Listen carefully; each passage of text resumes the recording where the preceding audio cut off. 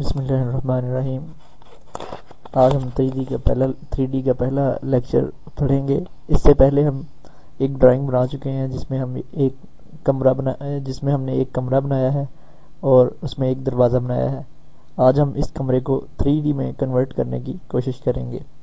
तो उसके लिए सबसे पहले आपने ये जो लाइनें हैं, ये अलग अलग लाइनें हैं, इनको एक बाउंड्री में तब्दील करना है। इनको बाउंड्री में तब्दील करने के लिए आपने बाउंड्री की कमांड लगानी है। बाउंड्री की कमांड लगाने के लिए आप लिखेंगे BO और एंटर का बटन दबा देंगे। आपके पास नई जो विंडो आएगी, इसमें से पिक पॉइंट्स के बटन पर क्लिक करेंगे। BO लिखकर एंटर किया और पिक पॉइंट्स पर आपने क्लिक किया। उसके बाद आपने दीवार के दरमियान में क्लिक करेंगे तो ये डॉटेड लाइन सी शो होगी। तो आपने दीवारों के दरमियान में क्लिक करना है तो और एंटर कर देना है। दोबारा मैं दोहराता हूँ। सबसे पहले आपने BO लिखकर एंटर किया और उसके बाद आपने पिक पॉइंट्स को सिलेक्ट किया बटन को, और उसके बाद दीवारों के दरमियान में क्लिक किया और उसके बाद एंटर कर दिया। तो इस तरह ये देखें कि हमारी एक बाउंड्री सी बन गई। ये सारा ऑब्जेक्ट सिलेक्ट हो गया, इसका मतलब ये ऑब्जेक्ट की बाउंड्री बन गई है। अब इस ऑब्जेक्ट को मैं अगर मैं इधर ये व्यू का टूल बार आपने ना, सबसे पहले ये व्यू का टूल बार आपने सेट कर लेना है, यानी अपने सामने ले आना है। उसके लिए आप इधर राइट क्लिक करें किसी भी टूल बार पे और इधर से आप देखें तो व्यू पे टिक करें तो व्यू का टूल बार आपके सामने आ जाएगा। अब हम इसका इसमें मुख्तलिफ व्यू हैं, यानी ये इस पे क्लिक करेंगे टॉप व्यू आएगा, इस पे क्लिक करेंगे बॉटम व्यू आएगा, इस पे क्लिक करेंगे लेफ्ट व्यू आ जाएगा, इस पे राइट व्यू आ जाएगा, और इसी तरह फ्रंट और बैक। क्योंकि हमारी लाइन अभी 2D में है, इसलिए बाकी सिर्फ आपको टॉप व्यू में पूरी ड्राइंग नजर आएगी, पूरी ड्राइंग। लेकिन अगर साइड व्यू में देखेंगे तो आपको सिर्फ एक लाइन ही नजर आएगी।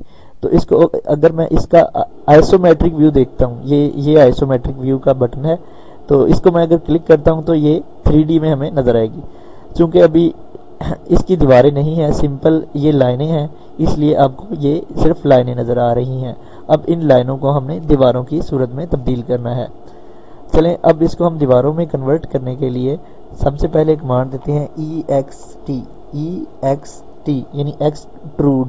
ये आपके सामने लिखी भी आ गई है, और एंटर कर देते हैं। EXT लिखकर मैंने एंटर किया और उसके बाद जिस ऑब्जेक्ट को आपने एक्सट्रूड करना है उस ऑब्जेक्ट पे को सिलेक्ट कर लिया।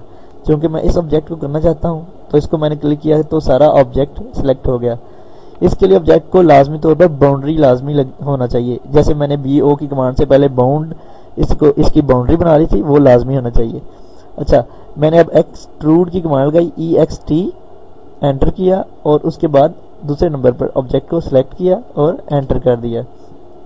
तो अब पूछ रहा है कि तीसरे नंबर पर मैंने इसकी हाइट दे दी। आप जितनी भी हाइट दे दें, मैंने 5 दे दी, मसलन 5 फुट दे दी, तो ये एक 3D का ऑब्जेक्ट 5 फुट ऊंचा बन गया।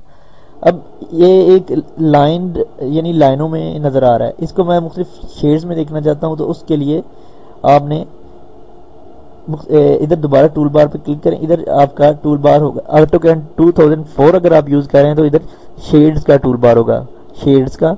और अगर आप 2007 यूज कर रहे हैं तो उसमें आपके सामने विजुअल स्टाइल्स का होगा। इसमें अगर आप मुख्तलिफ स्टाइल्स देखें, इसके क्लिक करते जाएं तो ये सॉलिड नजर आएगा, ये ब्लैक नजर आ जाएगा, इसी तरह अगर आपने कलर दिया है वो नजर आ जाएगा। तो इसकी मदद से आप इसका शेप चेंज कर सकते हैं। आज का 3D का लेक्चर कंप्लीट हुआ। उम्मीद है आपको थोड़ी बहुत समझ आई होगी। इसमें सबसे पहले हमने बाउंड्री की कमांड की मदद से इसकी बाउंड्री की, और उसके बाद एक्सट्रूड की कमांड के यूज करते हुए मैंने इसको ऑब्जेक्ट को हाइट दे दी। अगर आपको कुछ ना समझ आए तो आप हमें पूछ सकते हैं, नीचे कमेंट्स में पूछ सकते हैं।